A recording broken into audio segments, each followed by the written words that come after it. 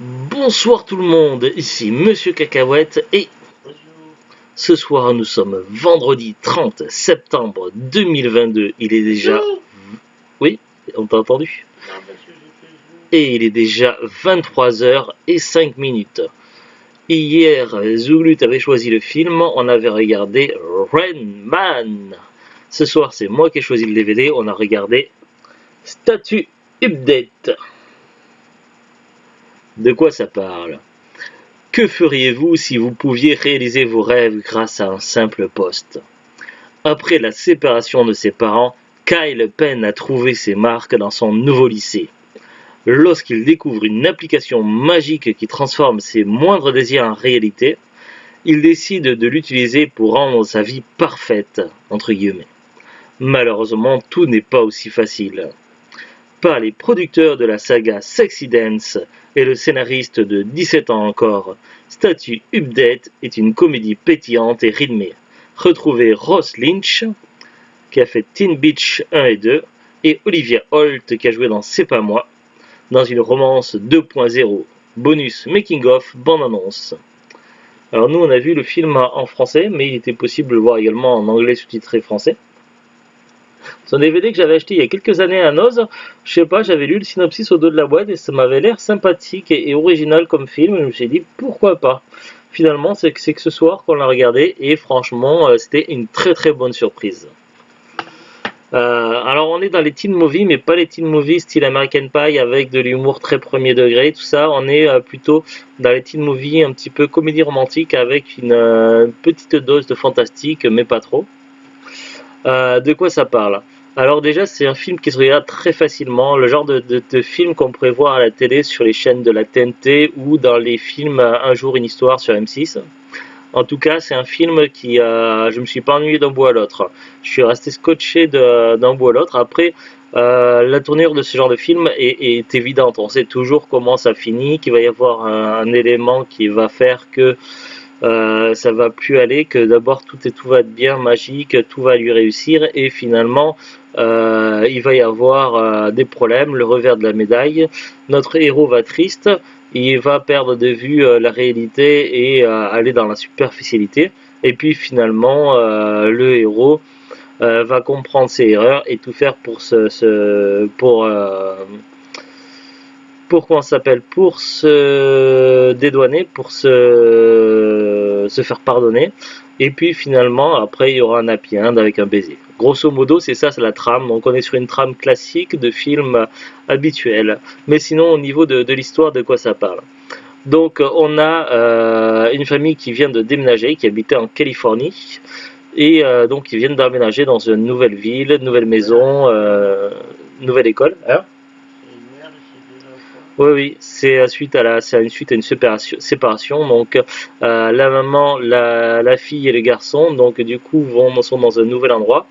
Et le père est resté en Californie à profiter du surf, des plages, du skate, etc.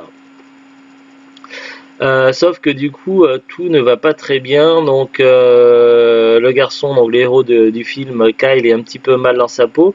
Il vit pas très bien la séparation. Également, il a un petit peu de mal à s'intégrer dans sa nouvelle école. Alors, il y a un ami qui se fait rapidement, qui va être son meilleur ami. Mais il y a également le problème, c'est qu'il va pas être très populaire. Et puis, les garçons populaires, surtout ceux de la crosse du hockey, lui font un petit peu des misères. Donc du coup, ça va pas être très cool. Il va également tomber sous le charme d'une jolie jeune chanteuse qui est dans une chorale. Et du coup, il va vouloir la séduire. Malheureusement, tout ne va pas très très bien. Et puis à un moment donné, son téléphone portable est cassé. Il doit aller le faire réparer. Et c'est suite à un passage dans une étrange boutique dans un centre commercial. Bon, ça me fait penser un petit peu à Freaky Friday ou à Échange Standard ou à ce genre de truc. Et cette étrange boutique, avec un vendeur assez étrange, lui parle de l'univers, de choses et d'autres, et finalement d'une application assez étrange qui s'appelle l'univers. Finalement, Kyle va tester cette application et il va découvrir que tout ce qu'il va écrire comme statut dans l'application va se réaliser. Genre, s'il veut devenir un super chanteur, il va écrire qu'il devient un chanteur et qu'il impressionne tout le monde, et du coup, c'est ce qu'il va réussir à faire. Sauf qu'évidemment, il faut savoir lire entre les lignes. S'il écrit pas correctement en statut, ça peut avoir un revers et du coup avoir un vœu qui est exaucé pas forcément comme on le voudrait. Un petit peu comme avec des vœux et un génie qui exauce tous les vœux à la lettre, quoi. Donc bien faire attention à ce qu'il écrit dans ses statuts. Et grosso modo, c'est ça l'histoire. Et puis évidemment, il va devenir populaire, il va attirer la jalousie, et du coup, plus il va se rapprocher de la popularité, et plus il va perdre de vue les choses importantes, vraiment importantes pour lui. Donc on est sur, voilà, pour ne pas trop spoiler, grosso modo c'est sa statue update. Le film est vraiment très cool, très rafraîchissant, donc une belle surprise qui fait partie de mes coups de cœur. Donc je suis très content d'avoir trouvé le film.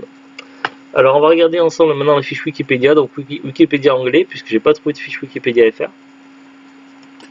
Statue update.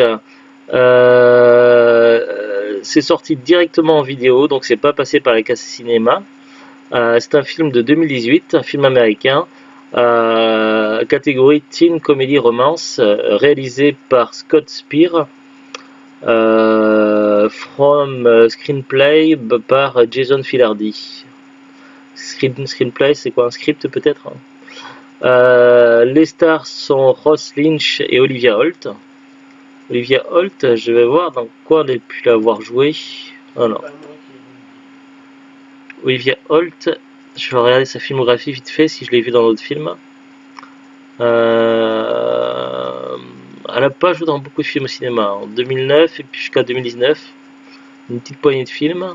Après quelques téléfilms, elle a joué notamment dans un truc Disney My Life, un documentaire sur elle-même apparemment. Donc c'est une actrice Disney peut-être? Je sais pas. Ah, elle a joué dans Ultimate Spider-Man. Ah, elle faisait une voix. Elle faisait un doublage, d'accord. Elle faisait le doublage de Petra Parker, Spider-Girl. Je connais pas ce personnage, en 2015. Elle a joué dans... Ah, elle a joué un des rôles principaux dans Cloak and Dagger, la série Marvel que je voulais voir sur Prime, mais qui va disparaître de Prime pour aller sur Disney+. Elle a joué l'un des deux rôles principaux dans Cloak and Dagger, donc on l'a pas encore vu. Elle a joué également dans la série Runaway, oui, parce que c'est dans l'univers connecté de Cloak and Dagger, Runaway. D'accord, intéressant. Alors je reviens sur la fiche Wikipédia de statut update. Le film a une sortie limitée le 23 mars 2018, avant une sortie en vidéo à la demande au 30 mars 2018 par Vertical Entertainment. Au niveau du casting, donc le casting d'après Wikipédia anglais, il y a Ross Lynch, Olivia Holt, Courtney Eaton, Diana Bang, Martin Donovan, Harvey Gillen, Greg Sulkin, Blake Basinger, Alexandra Siegel, Rob Riggle, Famke Janssen, ah ben oui, John Michael Higgins, Wendy McLeodon-Covey et Josh Ostrowski. C'est pour ça qu'elle m'était familière, la mère de la brune dans le film. C'est Famke Janssen. Alors je vais sur sa fiche. Ah oui, voilà, c'est Phoenix. Jean Grey dans les X-Men.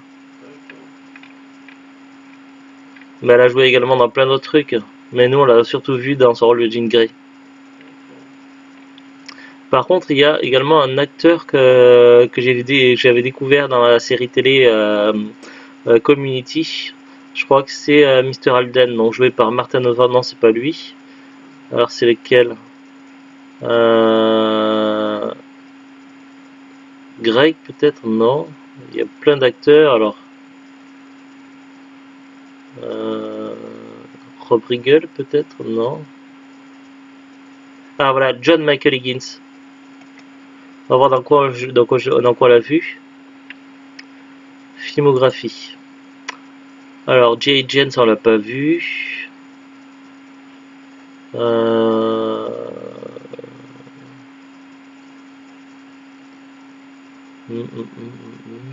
Yes Man.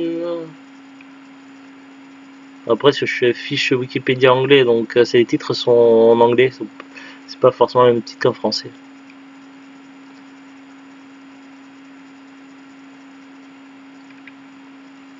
Peut-être plus dans la série télé, il a joué dans Seinfeld. Ali McBeal. Game Over. Monk. Ouais, Monk, je me souviens dans quel épisode. Numbers. Community, si c'est ça, le professeur Eustace Whiteman.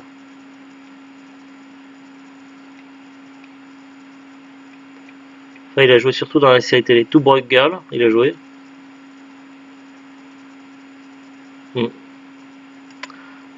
Quoi d'autre donc après ça parle de la production. Voilà, pas grand chose de plus à en dire. Le DVD, donc on l'avait acheté à noces, donc j'avais dû le payer certainement dans les 99 centimes. Là, ça fait un moment qu'on l'a acheté à noces, donc il doit plus y être maintenant dans les bacs de noces. Après, c'est pas un DVD très courant, donc dans les hypermarchés, je pense pas que vous allez le trouver. Donc maintenant, surtout qu'il est plutôt récent, même si c'est un film de 2018. Donc après, peut-être éventuellement dans les bacs d'occasion, dans les caches ou quoi. Sinon, sur Amazon, ils l'ont toujours en stock sur Amazon. Après, j'ai regardé sur Amazon, mais il y a plein d'autres sites. Il y a Fnac, Le Bon Coin, Vinted, Rakuten, eBay, etc. Mais en tout cas, ça donne une petite idée des prix. Expédié vendu par Amazon, il était à 11,99. Ça va, c'est pas très excessif. Après, le film date un peu, ils auraient pu le baisser un peu, ils auraient pu le baisser à 7-8 euros, quoi. En tout cas, ça va. Donc, ça donne une petite idée des prix, mais en tout cas, c'était une belle surprise, le film. Voilà, pas grand chose de plus à dire, donc c'était chouette. On vous souhaite un très bon week-end, et c'était Statue Update. A très bientôt, au revoir.